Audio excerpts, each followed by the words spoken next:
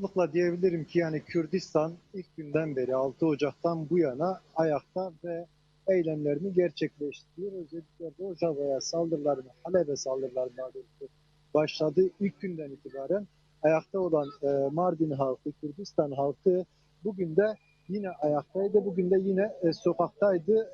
Dün belirtmiştik Koser ilçesinde bir yürüyüş olacaktı ve bu yürüyüşün bugün kar yağışına rağmen, yoğun kar yağışına rağmen iptal edilmesi bekleniyordu ama insanlar buna rağmen sokağa çıktılar ve yürümekte ısrar ettiler ve burada binlerce kişi toplanarak hemen arkamda bulunan Özgürlük Meydanı'nda, Kada Azadi olarak belirttiğimiz meydanda insanlar binlerce kişi toplanarak buradan yürüyüşlerini gerçekleştirdiler.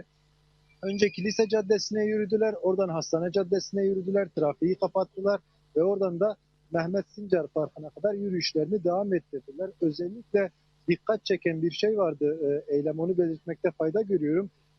Kadınlar saçlarını örüp gelmişlerdi ve e, YPJ'li savaşçıların örülü saçlarını, dövizlerini ki ekranda da görünüyor, döviz haline getirip onu eline alarak öyle gelmişlerdi.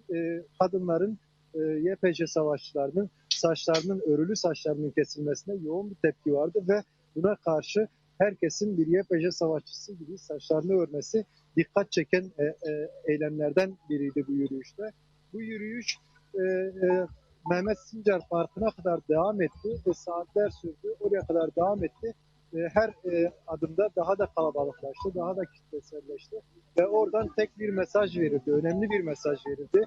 Çiğdem Kılıç Kılıçdaroğlu DBP eş genel başkanı Rojava denildiğinde, Kobane denildiğinde akla gelenin devrim olduğunu, akla gelenin Kobane'deki direniş olduğunu vurguladı ve Kürt halkının Orta Doğu'daki demokrasi ve özgürlüğün teminatı olduğunun altını çizdi. Bu önemli bir mesajdı ki son günlerde Rojava'da, Suriye'nin diğer yerlerinde yaşananları ki bugün de yaşananları gördüğümüzde Kürt halkının aslında demokrasinin teminatı, özgürlüğün teminatı, kadınların teminatı olduğunu da aslında bir kez daha görmüş olduk. Ve burada bu mesaj bugün verildi. Binlerce kişi vermeye de devam ediyor diyebiliriz. Çünkü sokak aralarında halen insanlar Rojava'ya olan desteklerini göstermeye devam ediyorlar.